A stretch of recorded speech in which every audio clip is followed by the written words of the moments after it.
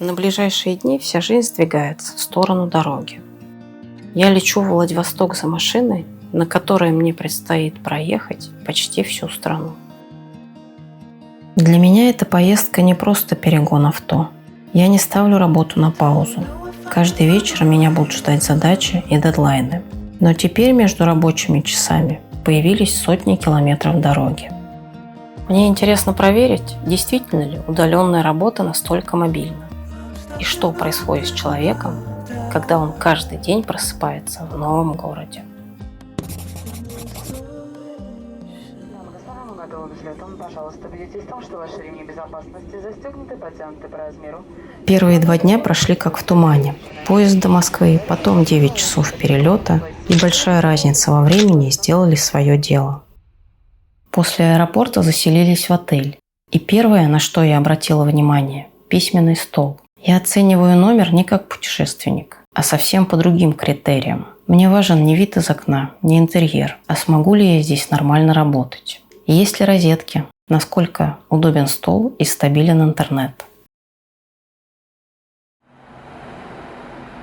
На осмотр машины и прочие технические моменты, связанные с ней, ушло часа 3.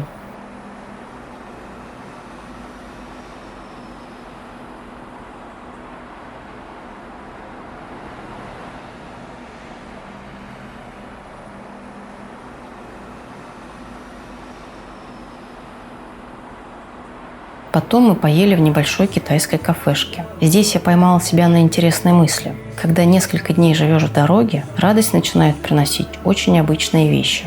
Горячая еда и возможность спокойно посидеть хотя бы полчаса. В обычной жизни такие моменты почти не замечаешь.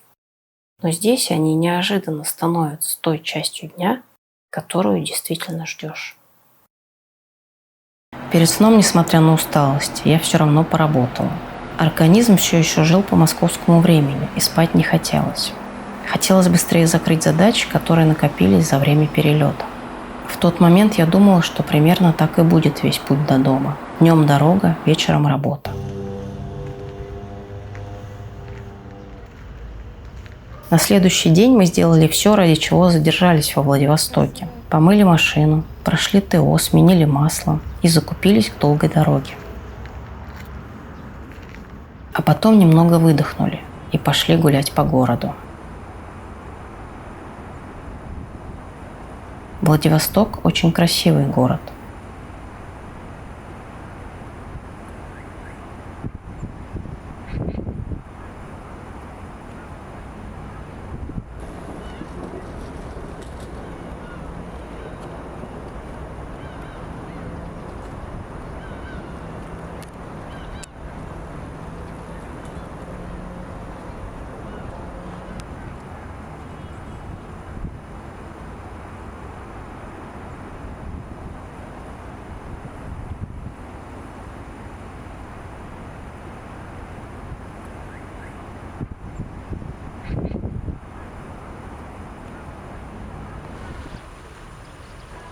Ближе к вечеру я впервые поняла, что подготовка закончилась. Дальше на ближайшие 2 недели не будет привычной рутины.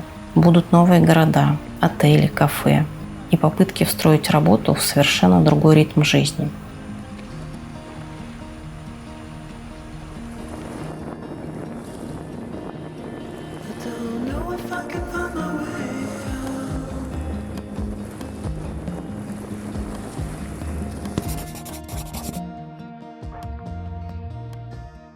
Утром мы выехали из Владивостока. Сегодня дорога – главное событие дня. Она задает темп всему остальному – остановкам, разговорам, вечеру и даже работе.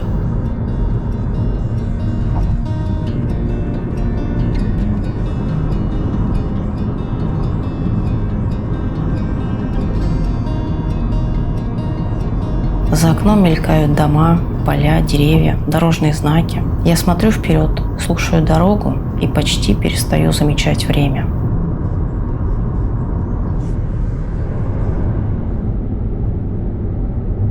Потом было первое придорожное кафе. Тогда оно казалось просто местом, где можно перекусить. Со временем я поняла, что именно такие остановки будут делить длинный день на небольшие, понятные части.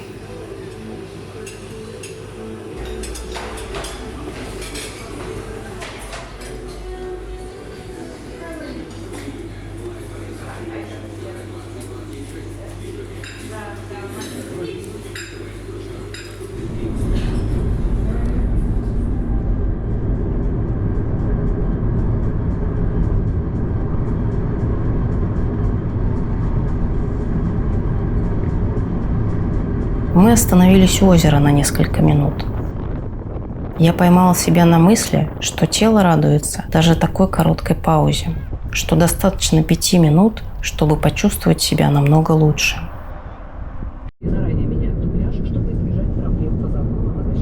Первый перегон дался тяжелее, чем я ожидала. Разница во времени все еще сказывалась. Вечером меня ждал ужин из заваренных БПшек и работа. В номере был только журнальный столик. Я попыталась собраться и поработать хотя бы час перед сном. В этот праздничный день очень многое могло не получиться. Но утром только для нас открыли ГАИ и зарегистрировали машину. Подсказали, где распечатать номера. И уже через несколько минут я их прикручивала.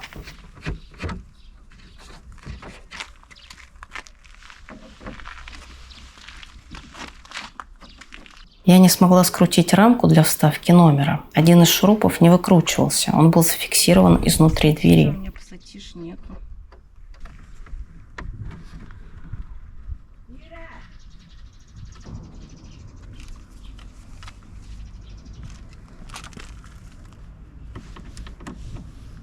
Праздник, небольшой город, почти все закрыто.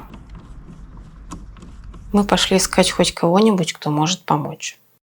Сначала я пошла в шиномонтаж, но передо мной просто закрыли дверь. Рядом был гараж, и я заглянула в открытую дверь. Там мужчина ремонтировал свою машину. Я объяснила ситуацию, сказала, что нам предстоит долгий путь, и без номера мы не сможем ехать дальше. Он без лишних слов помог и отказался брать деньги.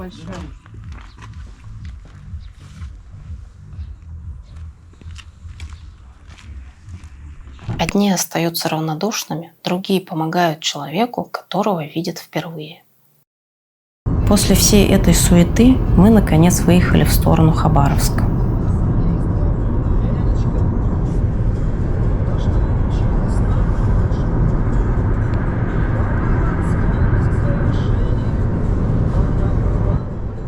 По дороге остановились у сопки двух братьев.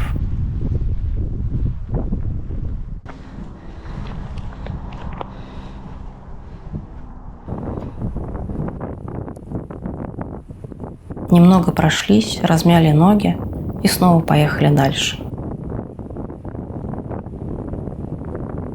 Когда добрались до Хабаровска, решили погулять по городу. Прошлись по паркам и набережной.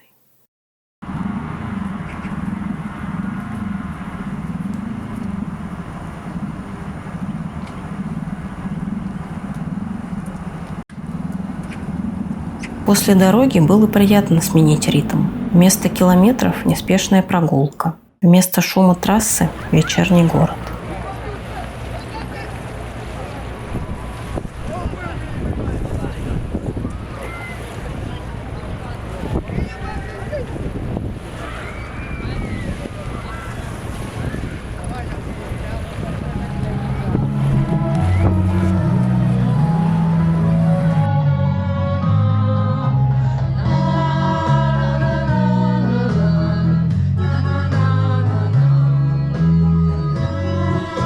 Потом поехали в отель. В дороге выбор отеля превращается в отдельную задачу. По фотографиям всегда пытаешься угадать, насколько они совпадут с реальностью. При заселении сказали, что Wi-Fi нет, комфортно не поработать. И мы решили еще погулять и попробовать найти тот самый вид с 5000-ной купюры.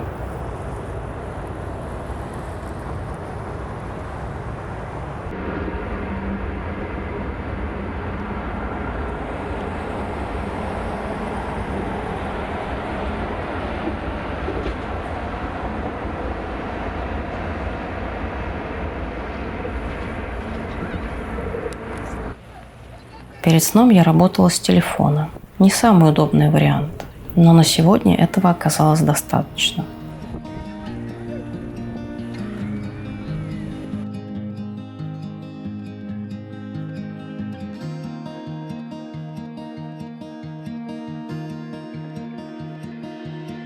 I don't know if I can find my way out.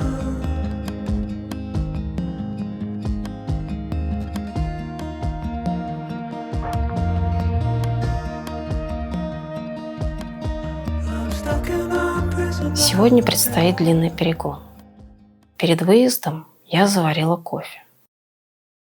Это один из тех маленьких ритуалов, которые позволяют сохранить ощущение привычного дня, даже если просыпаешься в чужом городе.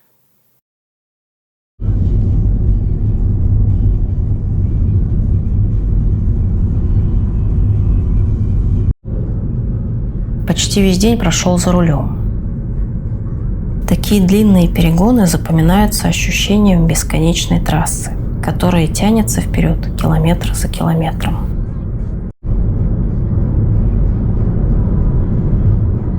Остановились пообедать в придорожном кафе. На каждом столе под стеклом лежали бумажные купюры с именами тех, кто здесь проезжал раньше. Мы тоже оставили свою.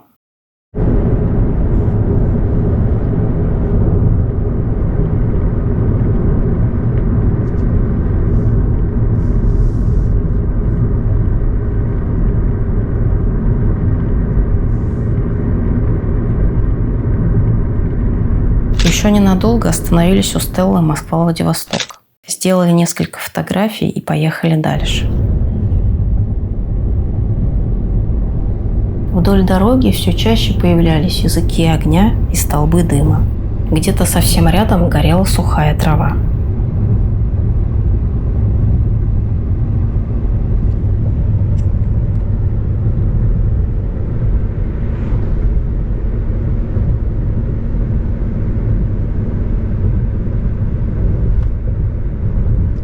После нескольких сотен километров за рулем даже обычный номер воспринимается совсем иначе. Отель «Малина» стал именно такой небольшой передышкой. Я первым делом посмотрела, где сегодня будет мое рабочее место и есть ли Wi-Fi. Открыла лаптоп, закрыла горящие задачи и легла спать.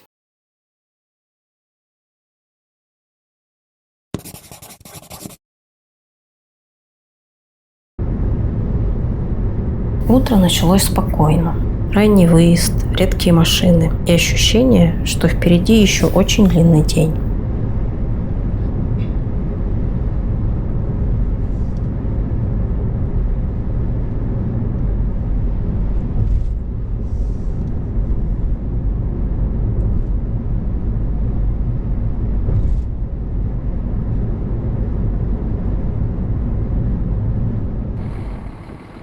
По пути заехали в Циолковский, посмотрели на ракету и сделали несколько фотографий.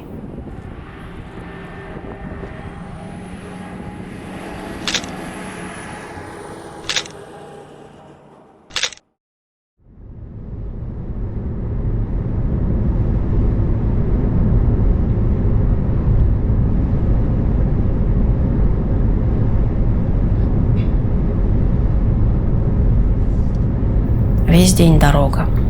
Довольно сложная и выматывающая.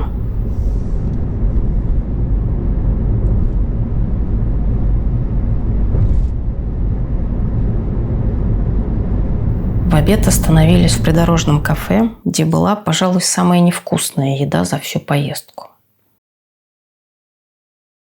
К вечеру добрались до Сковородино. Вообще Сковородино меня очень потрясло. Город, поглощаемый болотом, в котором все еще живут люди.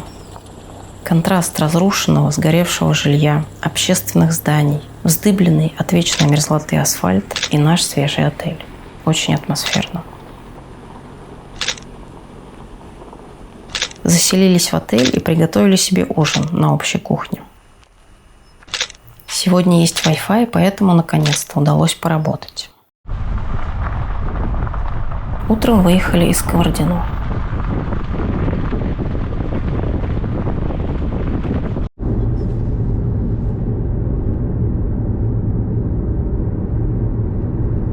Очередной день в дороге. Скучно, выматывающе, местами даже убаюкивающе. Интернета нет, мобильная связь тоже периодически пропадает.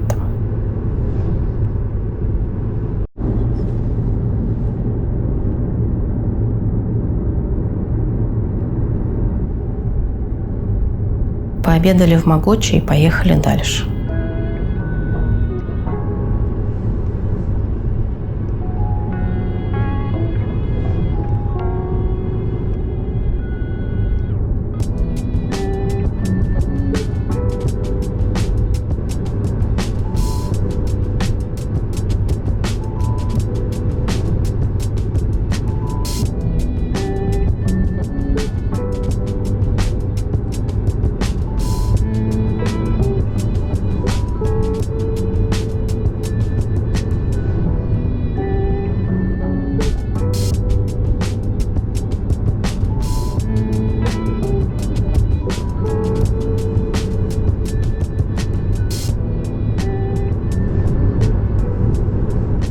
второй половине дня тайга постепенно сменилась более холмистым пейзажем.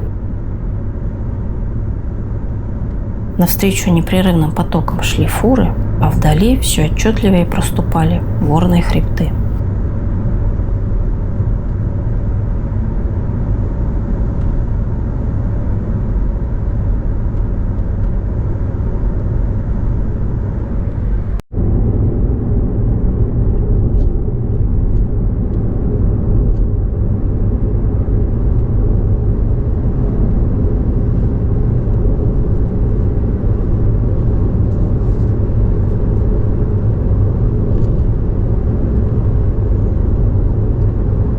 Ближе к вечеру начались амурские волны.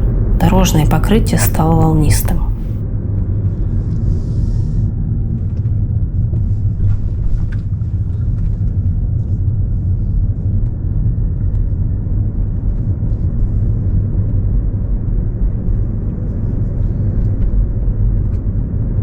К вечеру добрались до придорожного отеля.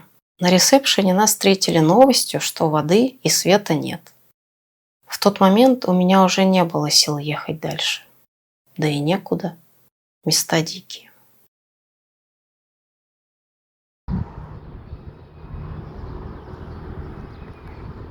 Через пару часов дали электричество. Появились вода и интернет. Наконец удалось сесть за работу и закрыть текущие задачи. Чем дальше мы едем, тем яснее становится, что дорога – это не пауза между жизнью. На ближайшие 2 недели это и есть жизнь, просто в очень непривычном формате. Сегодня плохая погода почти весь день, сильный дождь.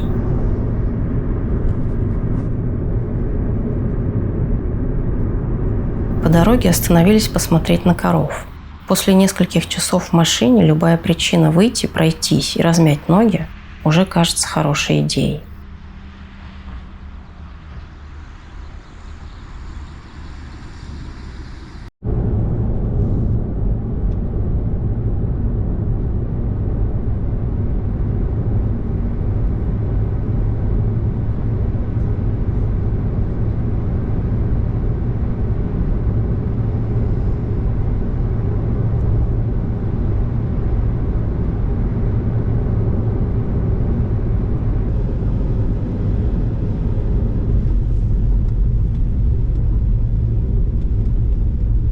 Капли дождя непрерывно стекали по лобовому стеклу. Мокрый асфальт требовал держать внимание только на дороге.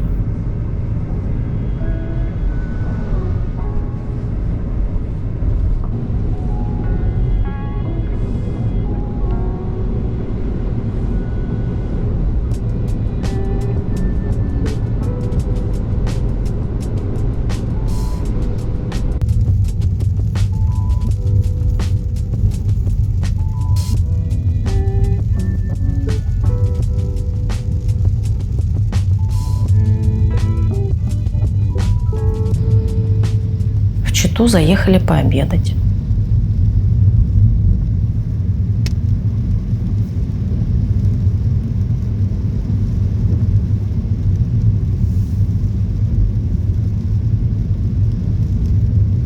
Дождь так и не закончился, поэтому посмотрели только Читинскую сопку.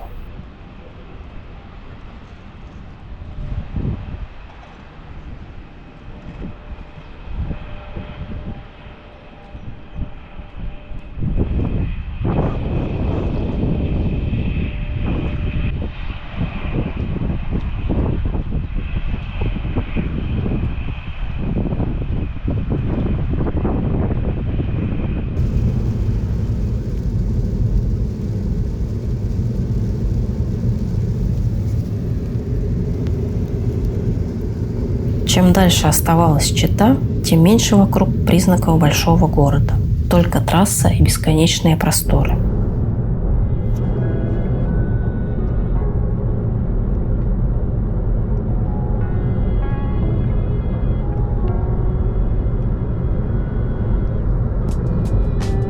Ближе к вечеру остановились на обзорной площадке.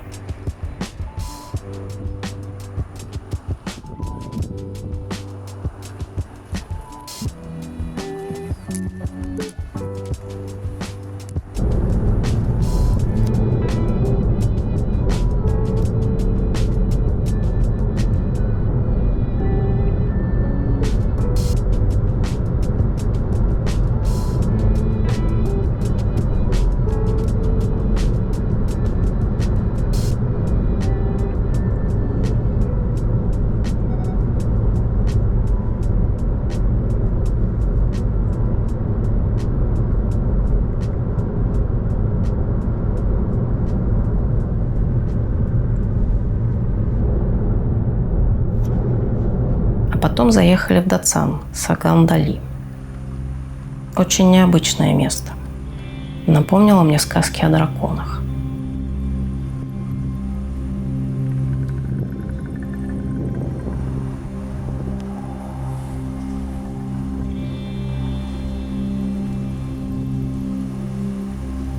Где-то в дороге я поймала себя на мысли, что эта поездка чем-то напоминает путь Сантьяго. Не потому, что мы идем путем паломников, скорее из-за ритма. Каждый день одновременно похож и не похож на предыдущий.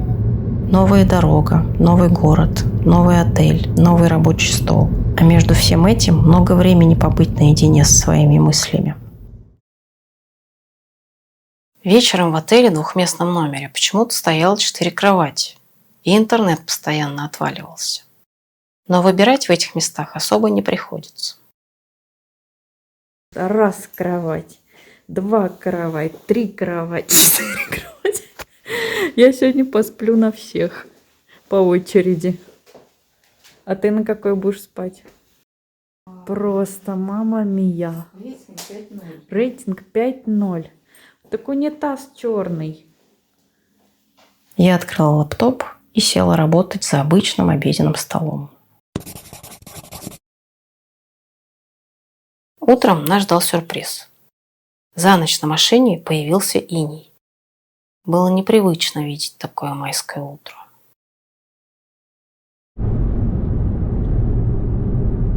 Первые километры пролетели почти незаметно.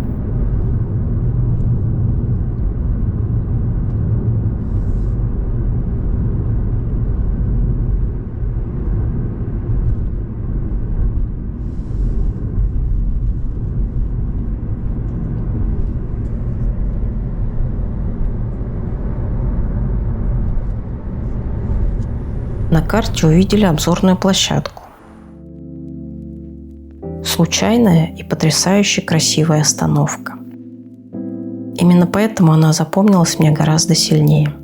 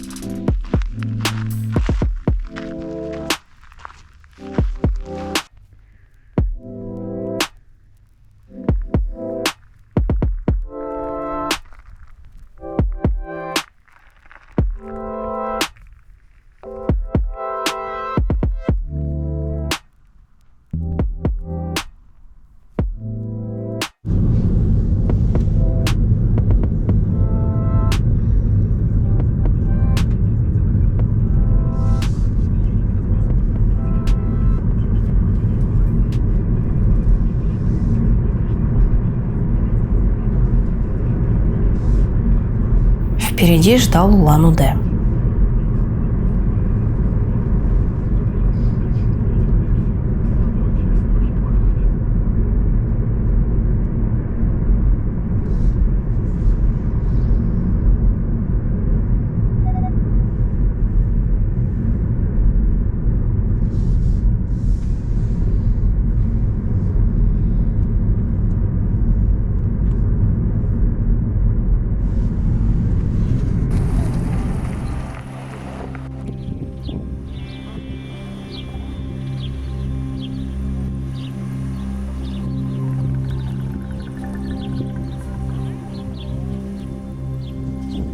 В Дацане Ринпоче Багша я почувствовала, насколько непривычным стал ритм последних дней. И впервые задумалась, как незаметно меняется мое восприятие происходящего.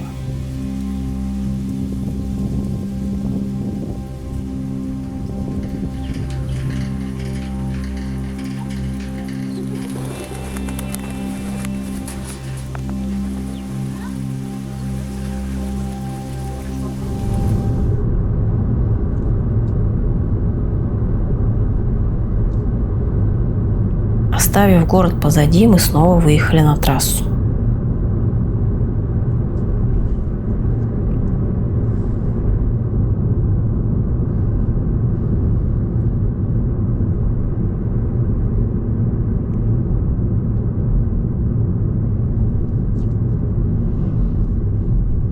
После нескольких дней однообразной дороги пейзаж начал постепенно меняться. С одной стороны все чаще появлялся Байкал. С другой – заснеженные вершины Саян.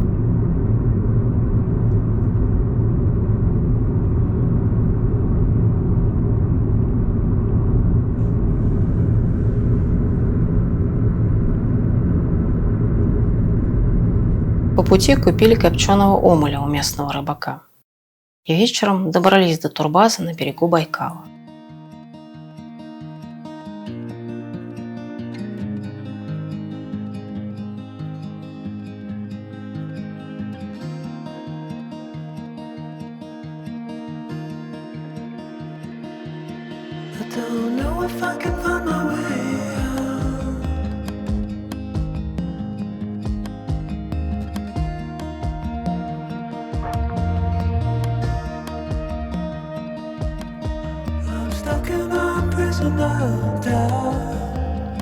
Вам хорошо? А?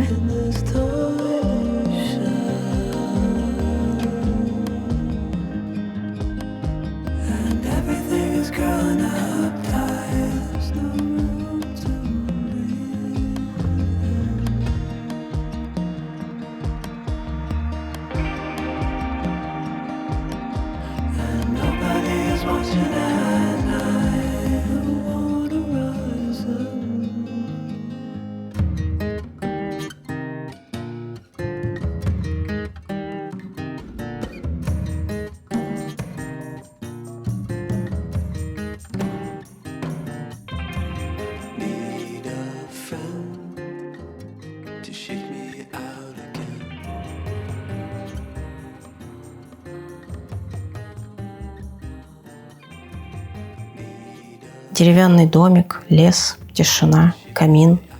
После недели постоянных переездов это был первый вечер, когда никуда не хотелось торопиться. Хотелось просто посидеть у огня и ни о чем не думать.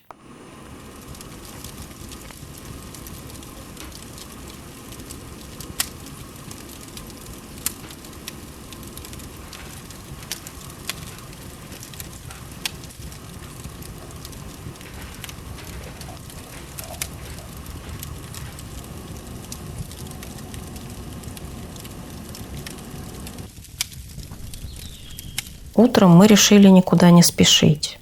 Моросящий дождь, влажный сосновый воздух, прохлада.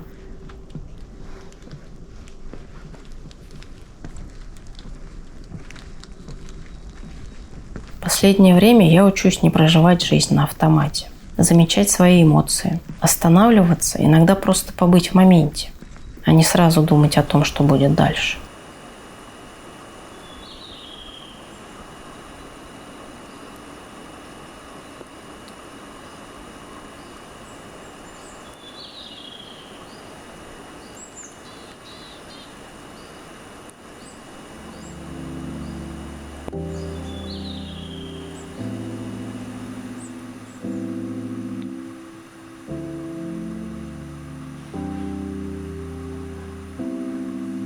Спокойно позавтракали на турбазе.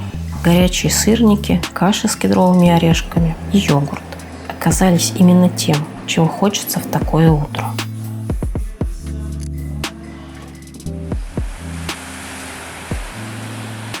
Потом дошли до Байкала. Моросил дождь, было прохладно. Но именно такая погода удивительно подходила этому месту.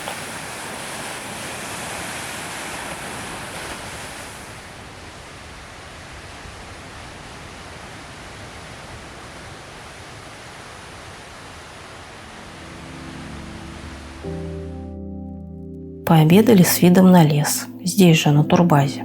Хотелось подольше сохранить это спокойное настроение.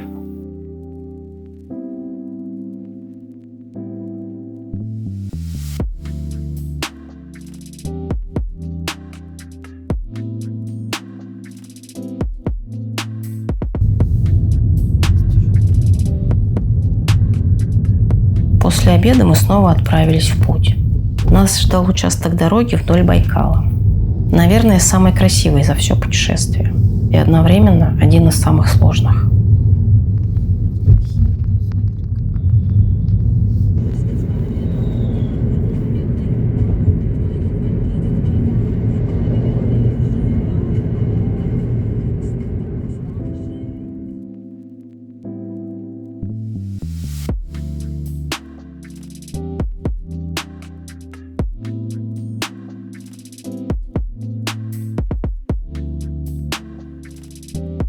К вечеру добрались до Ангарска, и я впервые честно призналась себе – я устала.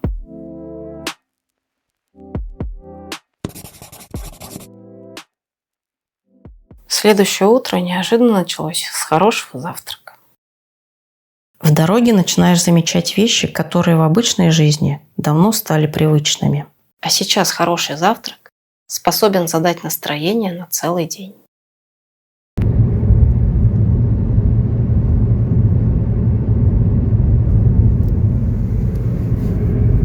В этот день дорога несколько раз заставляла сбавить темп.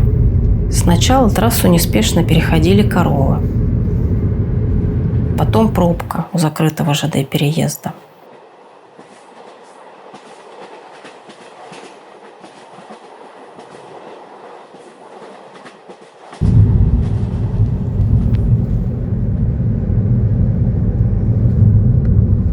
Дорога, придорожное кафе, вечерний отель, работа, маршрут на завтра и сон. Незаметно все это стало новой рутиной.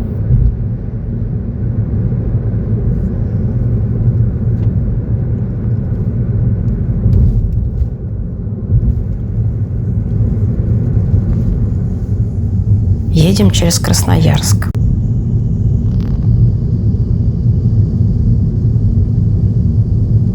Несмотря на дождь и холод, решили не упускать возможность заглянуть в один из известных ресторанов.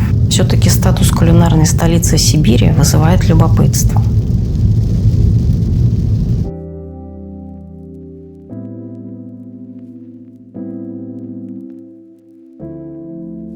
Зашли пообедать в Тунгуску.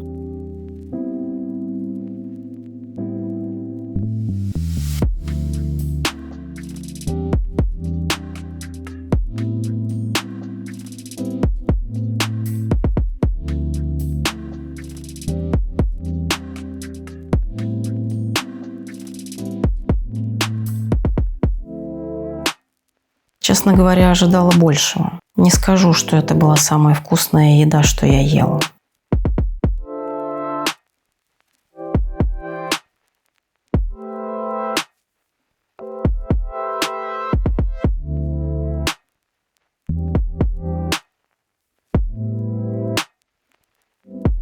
Сильнее всего разочаровал медовик со вкусом лимонного бисквита.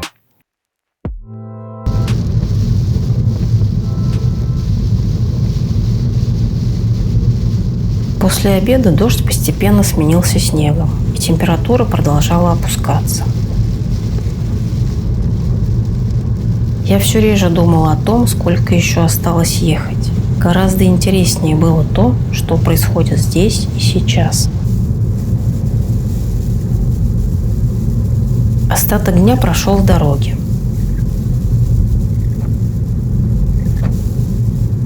К вечеру добрались до Боготола и заселились в отель.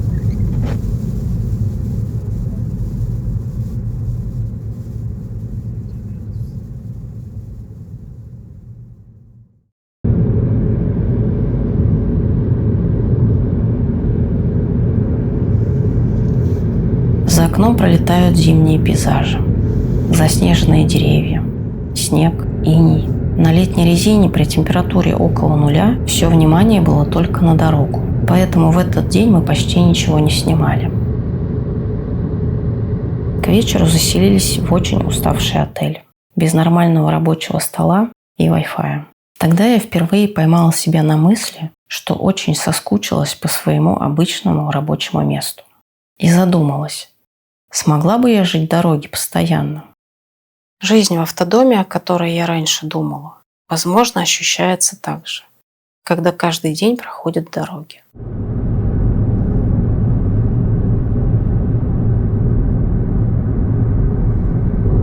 Еще один день в дороге. Из приятного кафе с вкусной едой.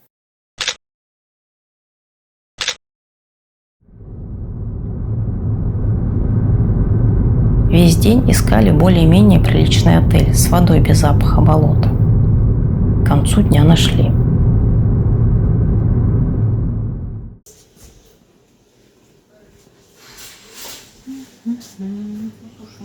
Вечер получился максимально простым. Хотелось просто спокойно посидеть и немного поработать. Да, веселенькие такие. Утро снова встретило нас дождем.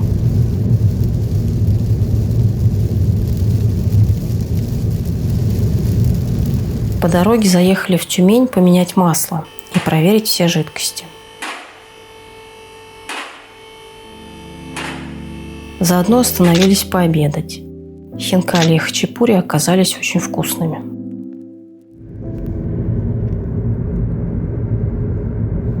К вечеру добрались до Екатеринбурга. С квартирой не повезло. Для небольшой студии мебели оказалось неожиданно много.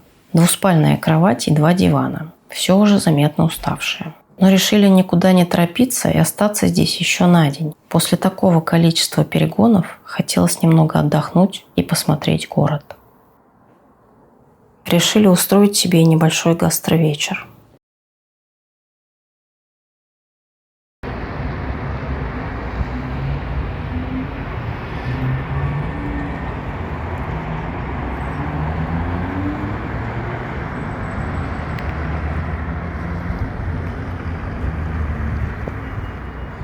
Эмоции приходят не сразу. Нужно немного времени, чтобы мозг догнал реальность. Стоя у окна, я смотрела на машину и пыталась осознать, что теперь она моя.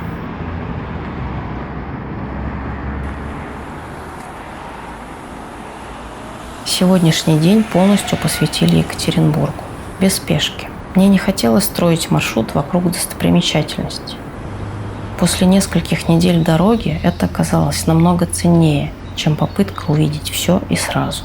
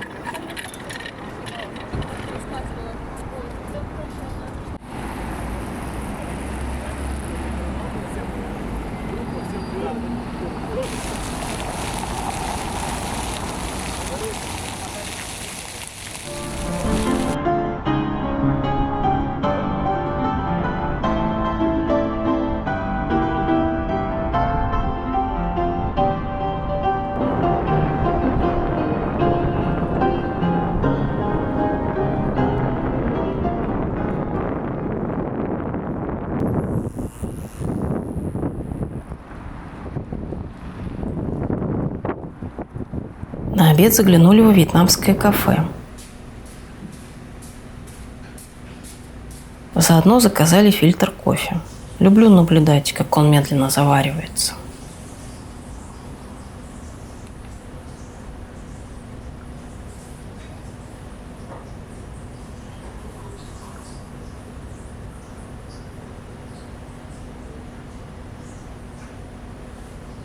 После обеда посетили парк Маяковского и немного пожили в его ритме.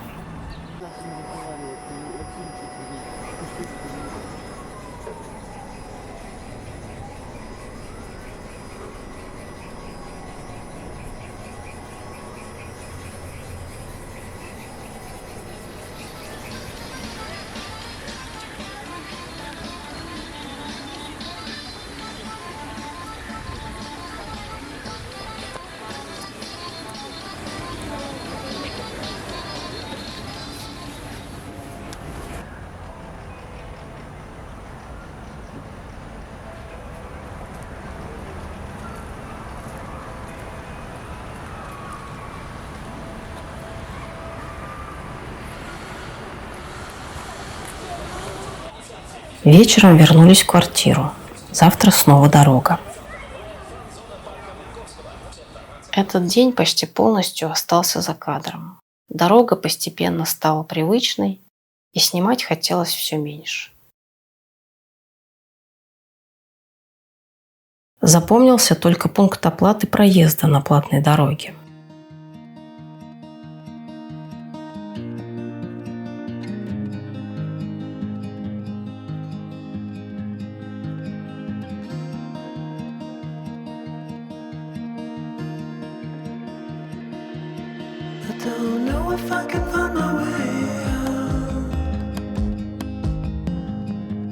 К вечеру очередное заселение в отель и номер, в котором предстояло провести одну ночь.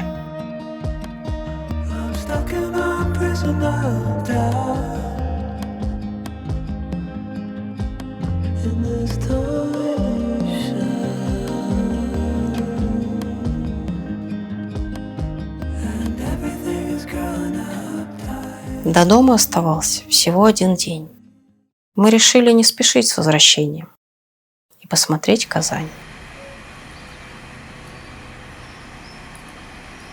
За эти недели у меня появилась одна забавная привычка. Просыпаюсь и на секунду вспоминаю, в каком городе нахожусь. Города меняются почти каждый день, а вот вечер всегда заканчивается одинаково. Работа, те же проекты и подготовка к следующему дню. Наверное, именно из-за этого сегодня хотелось как можно больше увидеть и запомнить.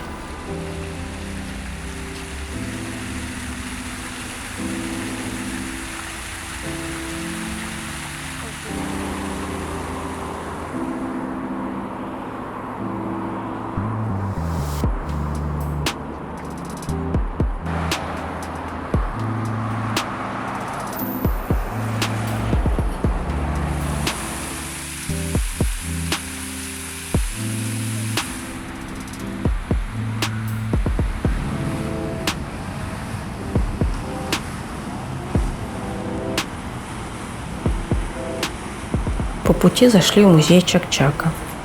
Честно говоря, ожидала от него немного большего. Его выносили последним блюдом к чаю, а у гостей на него места не оставалось. И хозяева об этом знали, поэтому заранее готовили бумажные листочки. До Чак-Чака в Китай его завозили. С Индии тоже одновременно с ним привозили, дешевле стоил, но недолго хранился, быстро плесневеть начал. Он вынужден сколько-то пропустить. Но зато он дал очень четкую нам характеристику. Стал говорить, что татары предаются ежедневным чайным побоям. Потом продолжили прогулку.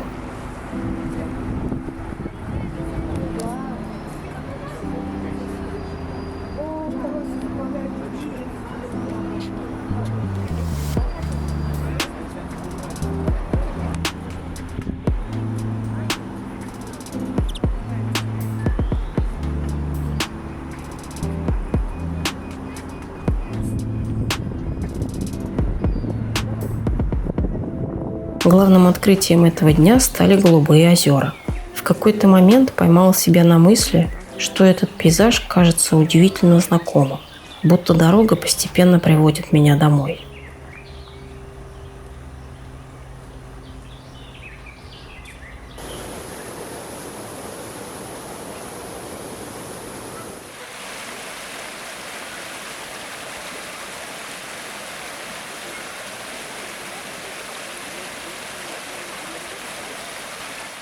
Последний день пути. По дороге домой ненадолго остановились в Чебоксарах.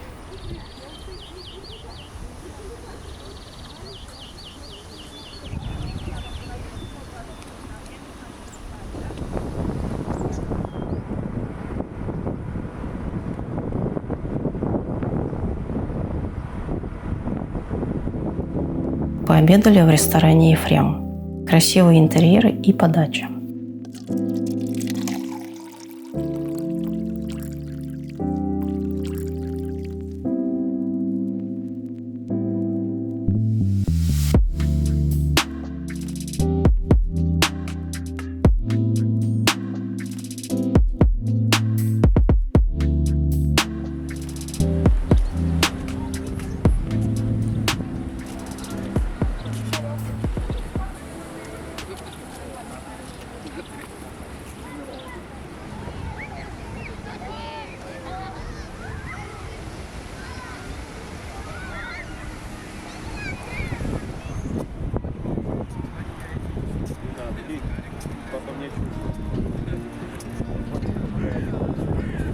А вечером, наконец, я открыла дверь своей квартиры.